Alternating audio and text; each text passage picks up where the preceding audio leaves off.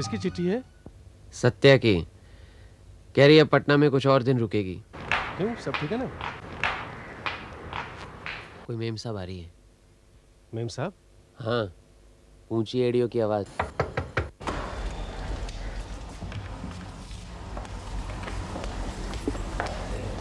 नमस्ते। नमस्ते। मेरा नाम कुमारी मधुबाला राय है। आप व्योमकेश बाबू है ना? जी, व्योमकेश मैं हूँ। अच्छा अच्छा, आप हैं। सॉरी। नमस्कार, मेरा नाम कुमारी मधुबाला राय है। आपसे मिलना चाहती हूँ। कहिए, क्या काम है? बैठिए ना।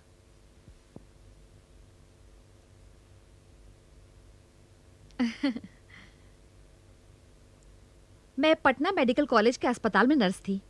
रिटायर्ड होकर अब मैं यही कलकत्ता में रहती हूँ। किसी ने आपका नाम और पता दिया, इसलिए आपसे मिलने आई हूँ। कहिए, मैं क्या कर सकता हूँ आपके लिए? हम बहुत गरीब हैं व्योमकेश बाबू। हमारे पास जो थोड़ा बहुत था। देखिए, पैसों की बात बाद में करेंगे, पहले आप काम तो बताइए। मेरे लड़के की जान खतरे में है व्योमकेश बाबू, आप उसे बचाइए। आपका लड़का?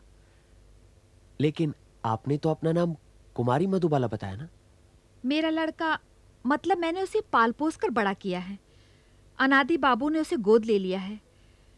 अनादि बाबू के 2 भतीजे हैं, नेमाई और निताई। एक मिनट रुकिए रुकिए, ऐसे कुछ समझ में नहीं आ रहा है। आप शुरू से बताएंगी, तरतीबवार। करीब 20 साल पहले की बात है। तब मैं पटना अस्पताल में नर्स थी। एक आदमी अस्पताल में गर्भवती महिला को दाखिल करा के खुद गायब हो गया। 2 दिन बाद उसे बच्चा हुआ। वो खुद गुजर गई। उस लावारिस बच्चे को लेने कोई नहीं आया। मुझे उस पर तरस आया। मैंने उसे पाल पोस कर बड़ा किया।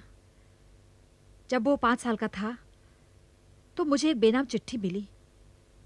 उसमें 400 रुपये थे। उसमें लिखा था, मुझे पता है कि मेरा बच्चा तुम्हारे पास है, तुम ही उसकी परवरिश करो। कुछ रुपये भेज रहा हूं, मौका लगा तो और भी भेजूंगा। किसकी चिट्ठी थी? कुछ पता चला? नहीं, फिर कभी कोई चिट्ठी नहीं आई।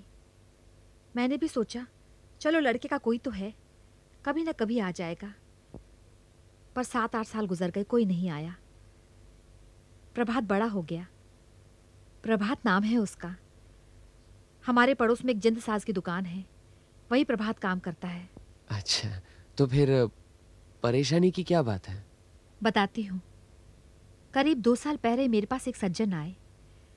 वेशभूषा से प्रतिष्ठित लगते थे। उनका नाम है अनादि हालदार। पिछले 4 महीनों से प्रभात मेरे यहाँ काम कर रहा है। मेरे सारे बही खातों में जिल्द लगाकर नया जैसे कर दिया है। पता लगा कि तुमने उसे पाला पोसा है। उसके माँ बाप का कोई पता नहीं। मेरा कोई भी अपना नहीं है। मैंने शादी नहीं की, काम में ही लगा रहा। भगवान की कृपा से कुछ पैसा है। काम ना करूं तो भी सारी जिंदगी कट जाएगी। अब मैं कलकत्ता वापस चला जाना चाहता हूं। 4 महीनों से प्रभात को देख रहा हूं। लड़का मुझे बहुत अच्छा लगता है। सोचता हूं उसे गोद ले लूं, मेरा बेटा बना लूं। तुम्हें कोई एतराज तो नहीं? प्रभात ने मुझे कहा है, लेकिन न कहो, तुम भी हमारे साथ रहोगे। मैंने कहा ना, मेरा कोई नहीं है। और फिर तुम्हारे रिटायर होने का वक्त भी तो हो गया है। हम सब इकट्ठे रहेंगे। हम तीनों करीब 2 साल से कलकत्ता में हैं। अनादि बाबू ने प्रभात को किताब की दुकान खरीद कर दी है। अनादि बाबू का एक बड़ा भाई था जो करीब 10 साल पहले गुजर चुका है। उसके 2 बेटे हैं, निमाई और निताई। दोनों बहुत पहुंचे हुए बदमाश हैं, आस्तीन के सांप।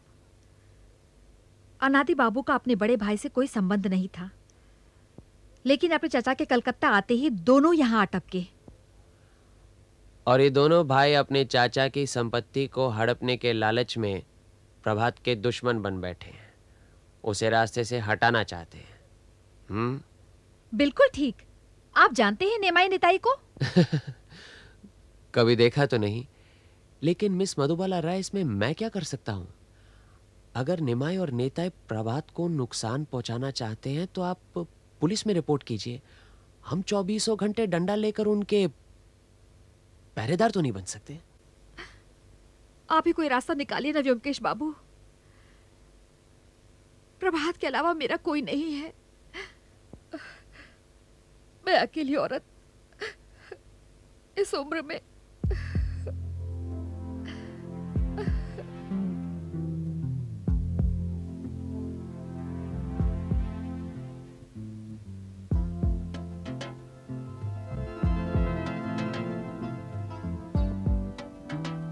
अच्छा ये बताइए कि ये दोनों भाई कहाँ रहते हैं? नेबूतला में। क्या नहीं नहीं, बैठिए बैठिए, बस पता बता दीजिए। वो तो मुझे नहीं मालूम, प्रभात को मालूम है।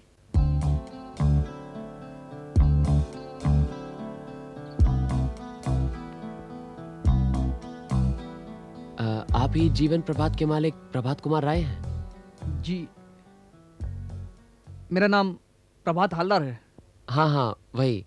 अनादि बाबू ने आप ही को गोद लिया है ना? जी। आप? मेरा नाम ब्योमकेश बख्शी है। ओह, ब्योमकेश बख्शी। फिर तो आप जरूर अजीत बाबू हैं। आपकी किताबें भी हैं हमारी दुकान में, वो देखिए। क्या चाहिए आपको? हमारे पास बहुत पुरानी पुरानी किताबें हैं। नहीं नहीं, फिलहाल तो हमें सिर्फ निमाई नेताय का पता चाहिए। क्या चाहिए? अनादि बाबू का मकान यही है? नहीं। अनादि हलदार यहाँ नहीं रहते? नहीं। शायद गलत पता मिला है। यहाँ उनके कोई रिश्तेदार, मेरा मतलब आप दोनों। आपको क्या चाहिए? आप जा सकते हैं। अगर आप उनके रिश्तेदार हैं तो क्या आप उनका पता बता सकते हैं? नहीं। आप लोगों के हाथ में बंदूक है, इसका लाइसेंस तो जरूर होगा आपके पास। आपसे मतलब? नहीं, यूं ही। चलो।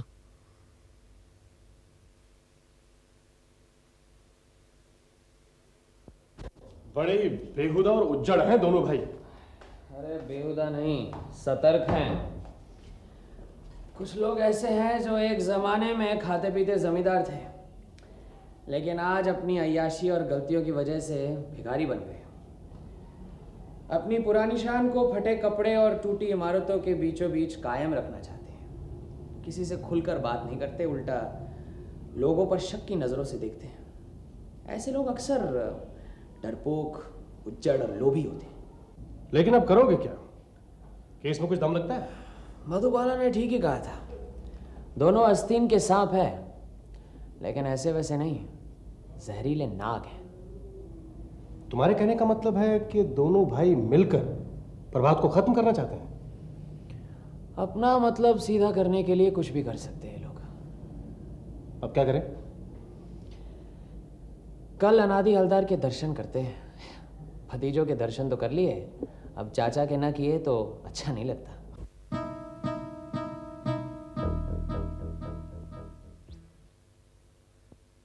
नमस्कार। नमस्कार। ये अजीत कुमार है, ईस्ट बंगाल से आए हैं। कलकत्ते में रहने के लिए मकान चाहिए इन्हें। तुम कौन हो? मैं स्टेट एजेंट हूँ, सुना था पासी में मकान बन रहा है इसलिए आ गए।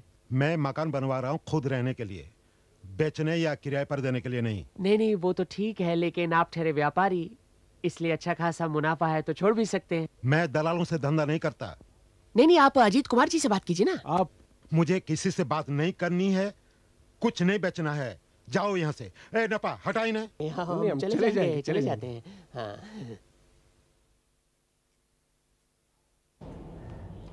सरकार, क्या?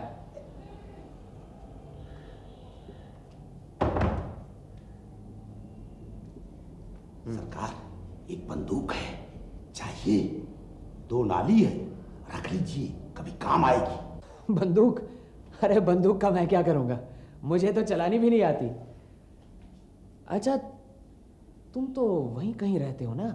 ये 2 नंबर बहु बाजार स्ट्रीट के अनादि हलदार को पहचानते हो? अच्छी तरह पहचानता हूँ। क्यों, उनसे भी चंदा वंदा लेते हो? अरे नहीं साहब, हाँ। 1 नंबर का कंजूस है, बस वही अब कुछ नहीं देता। पहले देता था, लेकिन अब उसे कुछ हो गया तो मैं नहीं जानता। लेकिन साहब, आप कैसे उसे पहचानते हैं? रहने दो बस यूं ही। ये लो। बंदूक लाके दूं? कोई बंदूक बंदूक नहीं चाहिए मुझे। चलो नमस्कार। हाँ नमस्कार।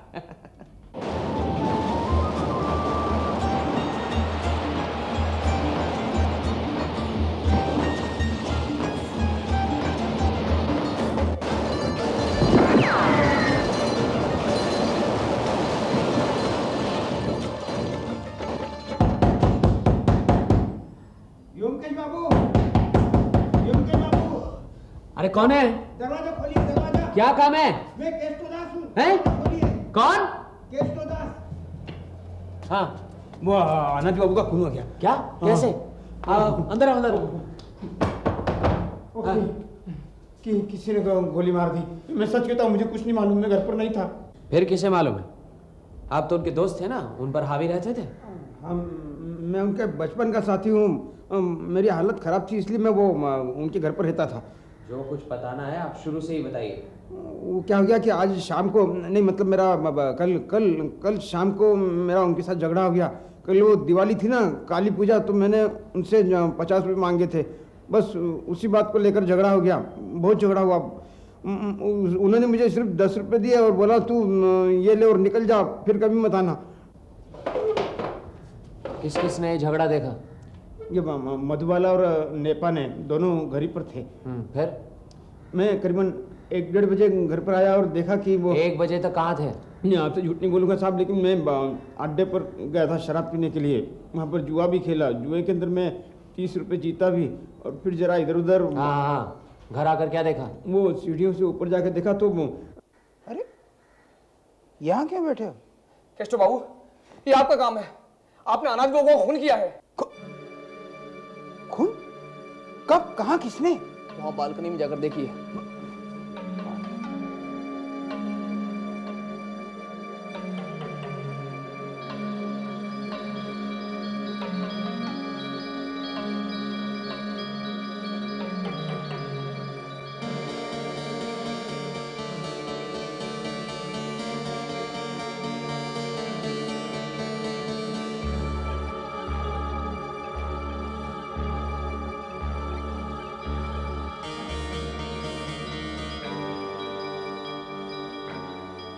क्यों चुप क्यों हो गए?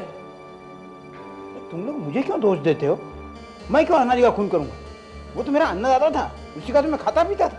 सादा बनो मत, मैं अभी जाकर पुलिस में खबर देता हूँ। अरे मैं डर गया, क्योंकि पुलिस तो मुझे ही पकड़ेगी ना। वो लोग गवाही देंगे। मेरा अनादि के साथ झगड़ा हुआ था, फिर मैं भागा वहाँ से। क्या करूँ, कुछ समझ में नहीं आ रहा था। बाद में आपका ख्याल आया तो आपके पास चला आया। आप ही मुझे बचा सकते हैं अंकुश बाबू। आपको यहाँ का पता कैसे मिला? वो उस दिन आप हमारे यहाँ पर आए थे ना, तो आप दोनों को देख करके मुझे शक हुआ। मैंने कहा आप कौन हैं? फिर जब आप वापस आने के लिए निकले तो मैंने आपका पीछा किया। नीचे लॉजिंग हाउस में आपका परिचय मिला।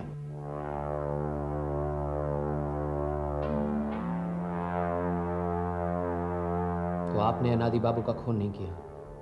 नहीं अंकुश बाबू, मैं क्यों करूँगा? आप ही सोचिए, मुझे क्या फ़ायदा था? क्यों? उन्होंने तो आपको घर से बाहर निकाल दिया था। वो तो यूं ही कहा करते थे गुस्से में, निकल जा निकल जा। असल में उनकी हिम्मत नहीं थी मुझे निकालने की। अच्छा, हिम्मत नहीं थी? इसका मतलब है कि आप जरूर उनकी जिंदगी का कोई गुप्त रहस्य जानते हैं। क्यों? हाँ, मैं अनादि की सारी गुप्त बातें जानता हूँ। अगर चाहता ना तो उसे फांसी के तख्ते पर लटका देता, लेकिन वो सब रहने दीजिए। अगर ज़रूर हुई तो मैं आपको बाद में सब बता दूंगा। फिलहाल मुझे पुलिस के हाथों से बचा लीजिए, मैं हाथ जोड़ता हूँ। देखिए, आपको बचाने के लिए जानना ज़रूरी है कि असली खूनी कौन है। इसके लिए हमें अनादि बाबू के घर जाना होगा। बाप रे, मुझे भी जाना होगा? हाँ बिल्कुल। अगर आप नहीं जाएंगे तो मैं किस बिना पर जाऊंगा? लेकिन अब तक तो वहाँ पुलिस आ गई होगी। अगर आपने खून नहीं किया है तो फिर आप डर क्यों रहे हैं? अच्छा, ऐसा करते हैं, रात काफ़ी हो चुकी है, अभी तो 4 बज गए हैं। दिन निकलते ही वहाँ आ जाएंगे, वहीं पर रहिएगा आप।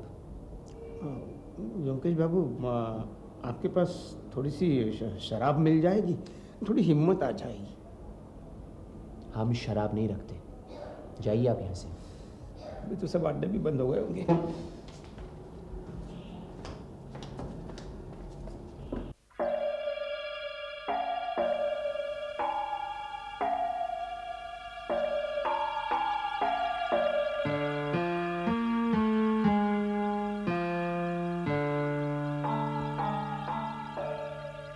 पुलिस आई नहीं अभी तक? मुझे यहाँ केष्टू बाबू लेकर आए। आप समझती कि इन्होंने खून किया है? मैं इनकी तरफ से खून की छानबीन करना चाहता हूँ। किसी को कोई इतराज तो नहीं?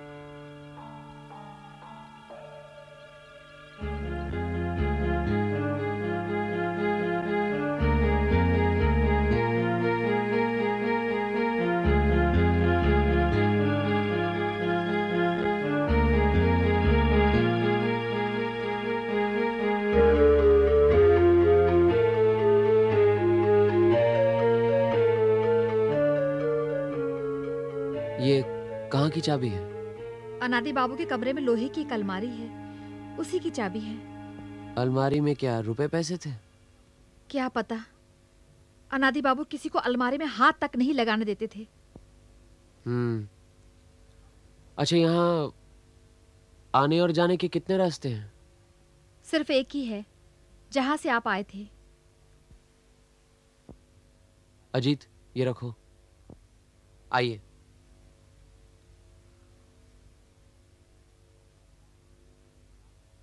प्रभात बाबू, आप बताइए कि रात को आप घर से कितने बजे निकले थे? मैं और माँ निकले तो करीब 8:30 बजे। सिनेमा देखने गए थे। तो जब आप घर से निकले तो यहाँ घर में कौन कौन था? सिर्फ अनादि बाबू थे और नृपेन बाबू तो आड़वे चले गए थे। नृपेन बाबू कौन है? अनादि बाबू के सेक्रेटरी। अच्छा, कितने दिनों से काम कर रहे हैं? करीब 4 साल से। 4 साल से? इतनी देर टिक पाए? अच्छा, आप बताइए कि अनादि बाबू का कोई दुश्मन था, इसके बारे में कुछ जानते हैं आप? किस किस का नाम बताऊं? जिससे भी उनकी जान पहचान थी, सभी से झगड़ा मोल ले लेते थे। झगड़ा मोल लेना उनकी आदत बन गई थी। तो घर में सबसे झगड़ा करते थे? सभी को उल्टी सीधी सुनाते थे। हम उनके अधीन हैं, इसलिए चुपचाप सह लेते थे। सिर्फ केष्टो बाबू ही कभी कभी। अच्छा, और प्रभात के साथ किस तरह का व्यवहार था? नहीं, इसको इतना कुछ नहीं कहते थे। ये जवाब नहीं देता ना, इसलिए। अच्छा, नृपेन बाबू घर से कब गए थे? करीब 8 बजे के बाद। तो रात को वापस कब लौटे? तकरीबन 1 बजे। कहाँ के रहने वाले हैं? खजूरहाट 24 परगना। खजूरहाट? ये तो रमेश मलिक की जगह है, वहीं से तो है ये। खैर, जाने दीजिए। मुझे लगता है अनादि बाबू का खून हुआ है जब कोई घर पर नहीं था। वो रात को बालकनी में खड़े आतिशबाजी देख रहे होंगे, किसी ने बाहर से उन्हें गोली मार दी। प्रभात बाबू, आपने कहा कि आप अपनी माँ के साथ सिनेमा देखने गए थे। जी, लेकिन मैंने सिनेमा नहीं देखा था। माँ को सिनेमा हॉल में बैठाकर मैं सीधे अपनी दुकान चला आया था। 8:30 बजे रात को आप अपनी दुकान पर गए थे? जी, दिवाली की रात थी। दुकान को रोशनी से सजाया था। फिर करीब 11:15 बजे दुकान बंद करके मैं सिनेमा हॉल गया और वहाँ से माँ को लेकर सीधा अपने घर आ गया। इसका मतलब है करीब रात 9 से लेकर 11:15 तक आप दुकान में ही थे? जी। वहाँ कोई और था आपके साथ? जी, दरबान था, पहरा दे रहा था सामने। तो इतनी रात गए आप दुकान में इतनी देर क्या कर रहे थे? कुछ नहीं, सिल्द बना रहा था।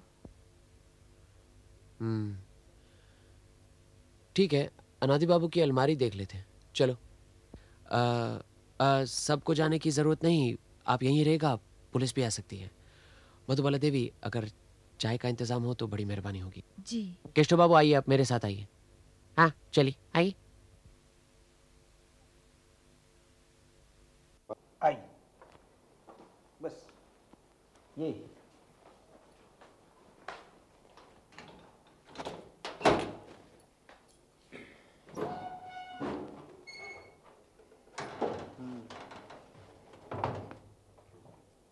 अनादि बाबू क्या खूब किताबें पढ़ते थे? कभी देखा तो नहीं। ऐसा लगता है यहाँ इस किताबों की लाइन में से कई किताबें निकाली गई है। वो कहाँ है? पता नहीं कहाँ है। ये क्या है? कहीं आते जाते थे अनादि बाबू? कोई खास नहीं, कभी वकील के यहाँ गए, कभी बैंक में चले गए, बस। ये देखो।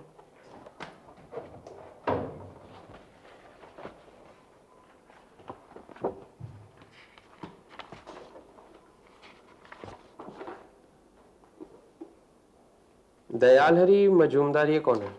इनकी लड़की से प्रभात शादी करना चाहता था, लेकिन अनादि बाबू राजी नहीं थे। क्यों? लड़की अच्छी नहीं थी? पता नहीं, लेकिन सुना है गाना बहुत अच्छा गाती है। अच्छा। लेकिन यहाँ पर तो पढ़कर ऐसा लगता है उन्होंने 5,000 रुपए दिए थे, क्या उधार पर दिए थे? हैंड नोट है? हो सकता है जिस आदमी को 5,000 रुपये उधार दिए हैं उससे रिश्ता नहीं करना चाहते हैं। वैसे पैसे के मामले में बहुत चौकस थे। अच्छा। इस पर तारीख भी 1 महीने पहले की है। शादी की बात तब चल रही थी? शायद उसी वक्त। अजीत, जरा ये दयाल हरी मजूमदार का पता नोट करना। हाँ बोलो। ये लिखा है 13/3 रामतनु लेन, श्याम बाजार। ठीक।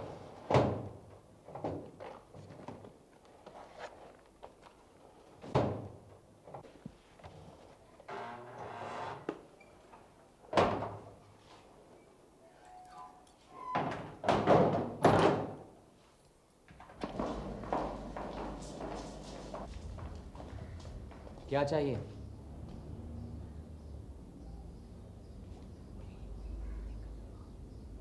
आप कौन है? मुझे इस परिवार का दोस्त समझिए। ब्योमकेश बख्शी है मेरा नाम। अच्छा, डिटेक्टिव? जी नहीं, सत्यान्वेषी। हमें खबर मिली है कि अनादि हवलदार की मृत्यु हो गई है। ये दोनों भाई अनादि बाबू के बड़े भाई के बेटे हैं, उनके उत्तराधिकारी हैं। अपने चचा के जायदाद पर कब्जा करने के लिए यहाँ आए हैं। आप इन परिवार के लोगों को सबको कह दीजिए फौरन ये मकान खाली कर दे। मकान खाली कर दे? लेकिन आप कौन है ये तो पता चले। मैं इनका वकील हूँ, कामिनी कांत मुस्तफी। वकील? तो वकील बाबू, आपको मालूम होना चाहिए कि अनादि हवलदार के उत्तराधिकारी ये 2 भतीजे नहीं हैं, उन्होंने संतान गोद ली है। वाह, आप जब इस परिवार के दोस्त हैं तो आपको भी ये मालूम होना चाहिए कि अनादि बाबू ने कोई भी संतान गोद नहीं ली है। गोद लेना सिर्फ जुबानी नहीं चलता, बाकायदा कोर्ट में रजिस्ट्री करनी पड़ती है, कानूनी कार्रवाई करनी पड़ती है। ऐसी कोई भी बात अनादि बाबू ने नहीं की है। अब जिस परिवार के दोस्त हैं उन्हें कह दीजिएगा जिन कपड़ों में है उन्हीं कपड़ों को लेकर तुरंत ये घर छोड़कर चले जाएं। एक कानी कौड़ी भी साथ में नहीं ले जा सकते। यहां पर जो भी कुछ है वो मेरी मुवक्किल की संपत्ति है। ये बात है। सोचा होगा धमकी देकर अनादि बाबू की जायदाद हड़प लेंगे, लेकिन जायदाद हथियाना इतना आसान काम नहीं वकील बाबू। गोद ली हुई संतान अगर गैर कानूनी है तो कानूनन साबित करना होगा, सक्सेशन सर्टिफिकेट लेना होगा, तब कहीं जाकर कब्जा मिलता है, समझे? अगर आपने इसी वक्त घर नहीं छोड़ा तो हम पुलिस बुलाएंगे। पुलिस को बुलाने की जरूरत नहीं है, पुलिस खुद ही आ रही है। आप ये बताइए कि अनादि हवलदार गुजर गए हैं, ये आपको इतनी जल्दी कैसे पता चला? अब तक तो 2 घंटे भी नहीं हुए। 2 घंटा? चाचा जी मरे तो रात को 11। हाँ, रात को 11 बजे। ये आपको कैसे पता लगा? आप क्या वहीं मौजूद थे, हाथ में बंदूक लिए? तुम दोनों चुप रहोगे? हाँ, जो कुछ कहना है मैं कहूंगा। तो आप घर नहीं छोड़ेंगे, ठीक है? मैं अदालत से ही फैसला करवाऊंगा। चलो। अरे रुकिए, पुलिस आकर इन दोनों भतीजों का बयान जरूर लेगी, पूछेगी कि कल रात 11 बजे ये दोनों कहां थे। अरे अरे रुको।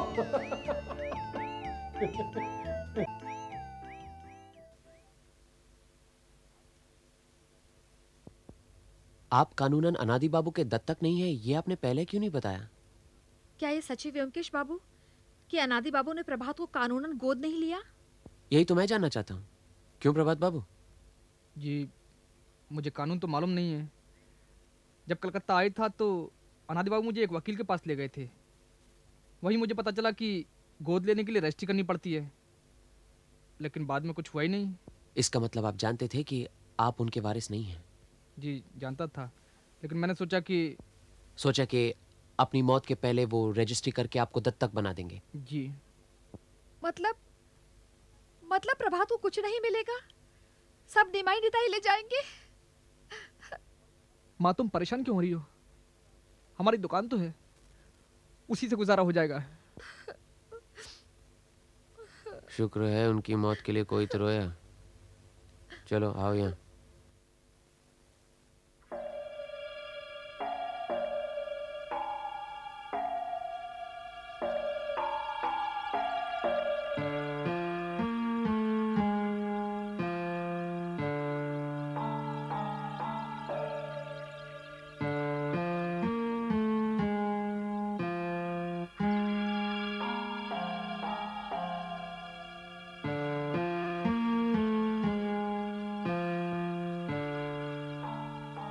ये रहने दो, चाय को जमी नहीं। अच्छा ठीक है, चलो चलो कि बैठकर चाय पीते हैं। ठीक है चलते हैं। एक काम करते हैं, पहले इस मकान के चारों तरफ की गलियां घूम लेते हैं। अरे गलियों में क्या देखोगे तुम? चलो चलो।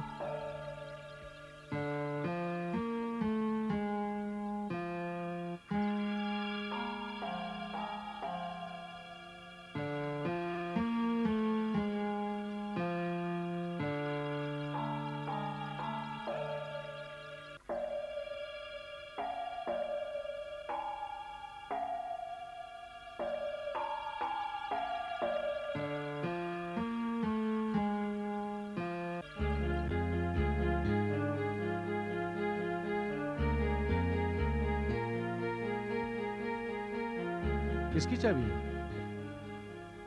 दावे के साथ तो नहीं कह सकता, लेकिन अनादि हलदार की अलमारी की लगती है।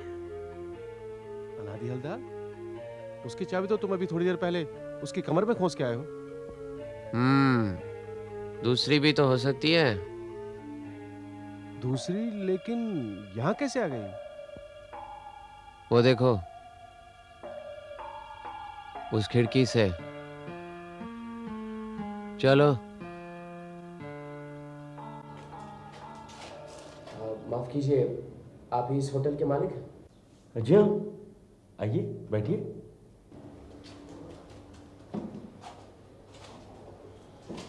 कहिए। बात यह है कि कल रात सामने वाले मकान में खून हो गया है। खून? किसका? सामने वाले मकान में अनादि हालदार का। क्या? अनादि हालदार का खून हो गया? आप पहचानते हो उन्हें? अरे पहचानता क्यों नहीं, वो सामने वाले मकान में ऊपर ही तो रहते हैं। कल रात भी उनको देखा था मैंने।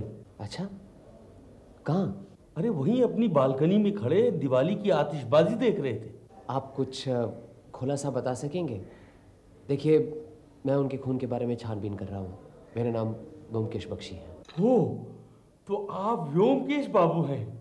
ओह भाग्य हमारे। अरे गणेश, जल्दी से चाय आमलेट लेके आना। नहीं, आप तकल्लुफ मत करें, हम अभी तो आप ही की होटल में खा पी चुके हैं। अरे ऐसे कैसे हो सकता है? आप जैसे महानुभाव हमारे यहाँ आए हैं और हम कुछ ना करें। बताइए, आप क्या जानना चाहते हैं? जो भी आप जानते हैं, जो कुछ भी आप बता सकते हैं। जी, मैं यहीं रहता हूँ। एक कमरा मेरा है और दूसरे कमरे में कुछ लड़के रहते हैं। तकरीबन 7 लोग होंगे। 2 लड़के दिवाली की छुट्टी के लिए घर चले गए और 2 दिवाली की रोशनी देखने के लिए शहर में चले गए। बाकी सब ताश खेल रहे थे, मैं भी उनके साथ खेल रहा था। खिड़की के पास ही तख्तपोश है, उसी बैठ के हम लोग खेल रहे थे। जब भी मेरी नज़र बाहर जाती थी, अनादि बाबू बालकनी में खड़े दिवाली का मज़ा लेते हुए नजर आते थे। तकरीबन 10:30 बजे तक हम लोग खेलते रहे। जो उसके बाद उनको नहीं देखा? नहीं, हम सब खा पी कर सो गए। और ये जो लड़के रोशनी देखने गए थे, ये कब लौटे? उनमें से एक तो 12 बजे रात को लौट आया था, मगर दूसरा अभी तक नहीं लौटा है। अब भी रोशनी देख रहा है। अनादि बाबू की लाश बालकनी में पड़ी मिली थी। गोली सीने से लगकर पीठ से पार हो गई। हमारा ये ख्याल है कि यहीं इसी होटल से किसी ने बंदूक चलाकर उनकी हत्या की है। हमारे होटल से? कौन मारेगा? यही तो पता लगाना है। आपने कहा कि रात 7 के बाद आप 5 के अलावा और कोई ऊपर नहीं गया, ठीक है ना? मुझे तो यही लगता है, फिर भी पूछ लेता हूँ। ऊपर एक हमेशा के लिए नौकर है, शायद उसे मालूम हो। हरीश, अरे हरीश। जी हाँ सरकार। कल शाम कहाँ थे तुम? मैं यहीं ऊपर था सरकार, सारा दिन सीढ़ियों पे बैठा रहा। आप लोग ताश खेल रहे थे। कब तक बैठे थे? 12 बजे जब बीरू बाबू आए तब मैं कंबल ओढ़े हुए यहीं बैठा था, कहीं भी नहीं गया। तो ये जब ताश खेल रहे थे तुम वहीं 12 बजे तक सीढ़ियों पर थे, हिले नहीं वहां से? जी नहीं, बस 5 मिनट के लिए नीचे गया था, राम बाबू के लिए तंबाकू लाने। कब, किस वक्त गए? 9 बजे। तो 9 से 12 तक वहां कोई नहीं आया? इनके पास तो कोई नहीं आया था। 10 बजे के करीब तिमंजले वाले बाबू आए थे।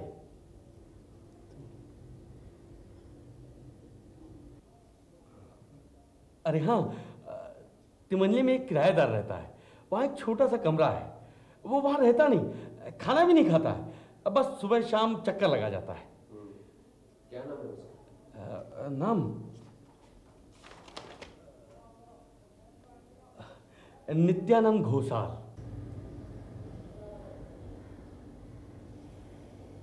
अच्छा, रोज ये दोनों वक्त आते हैं तो जाहिर है कि कलकत्ते में रहते हैं। कितने दिनों से हैं यहाँ पर? करीबन 6 महीने से। वक्त पर किराया दे देते हैं, कोई खटपट नहीं। दिखने में कैसे हैं? गोल बटोल ठिगने से। नित्यानंद बाबू जो 10 बजे आए, तो क्या तुमसे कोई बात नहीं हुई? जी नहीं, वो बातचीत करते ही नहीं, बैग लेकर सीधा तिमंजले चले जाते हैं। बैग?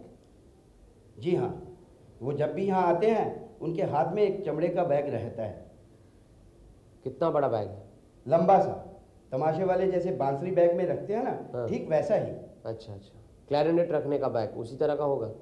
तो ये क्या अपने कमरे में बाजा बजाते थे कोई? बजाते हुए तो मैंने उन्हें कभी नहीं सुना।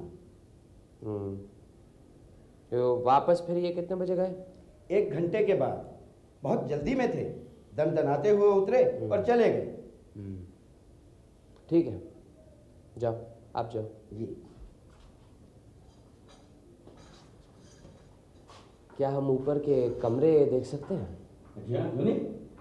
पर उससे पहले चाय नाश्ता हो जाए। नहीं नहीं, पहले कमरे देख लेते हैं, बाद में फुर्सत से। अच्छा चलिए। आइए आइए आइए आइए। इस कमरे में मैं रहता हूँ। अकेले? जी नहीं, बीवी बच्चों को गाँव भेज दिया है। आजकल यहाँ की जो हालत है। अच्छा किया। और ये बड़ा हॉल है, यहाँ 7 जने रहते हैं। देखेंगे आप? नहीं, समझ लीजिए देख लिया। चलिए ऊपर चलते। छत पे आइए आइए।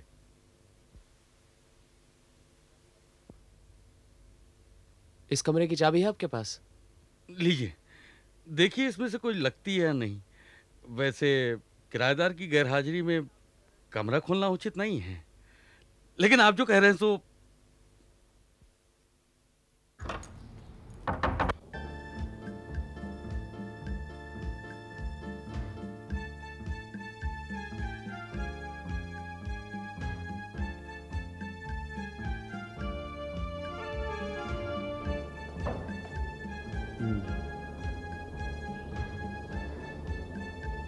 रात को करीब 11 बजे रास्ते पर पटाखे फोड़े जा रहे हैं। चारों तरफ बम फटने की आवाज आ रही है। अनादि बाबू अपनी बालकनी में खड़े नजारा देख रहे हैं। तो उस वक्त इस खिड़की से गोली मारना मुश्किल काम है। गोली की आवाज तो पटाखों की आवाज में खो जाएगी। लेकिन होटल में इतने लोगों के बीच बंदूक लाएगा तो पकड़ा नहीं जाएगा। आपके किराएदार तो लंबे लंबे बैग लेकर आते हैं ना, तो उसमें इस तरह का अस्त्र छुपाना तो कोई मुश्किल काम नहीं। चलिए।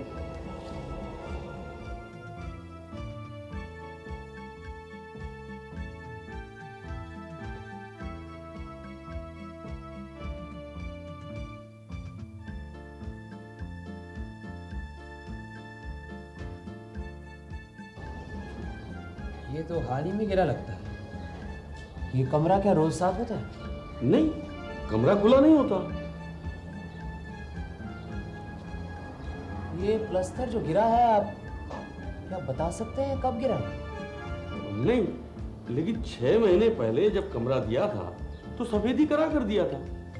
उस समय कुछ टूटा फूटा नहीं था। अजीत, इस पलंग को खड़ा करो।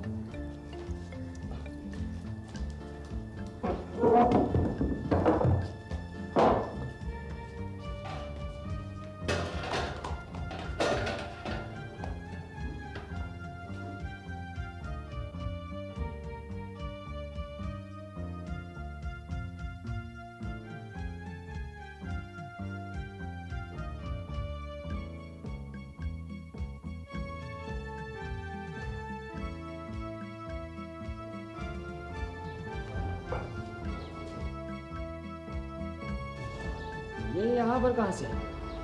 और आई तो फिर कब आई? यहाँ इस कमरे में क्या किसी ने बंदूक चलाई थी? ये जो खिड़की है क्या ये हमेशा खुली रहती है? नहीं, खुली तो नहीं रहती, लेकिन कब्जा खराब हो गया, मरम्मत करवानी।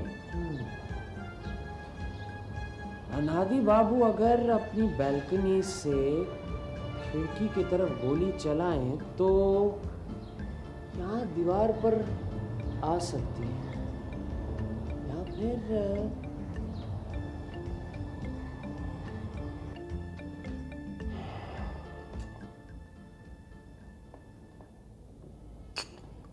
किसने खून किया, कुछ सुराग मिला? अभी नहीं, लेकिन जिसने भी किया है बड़ी सोच समझकर अकलमंदी से किया।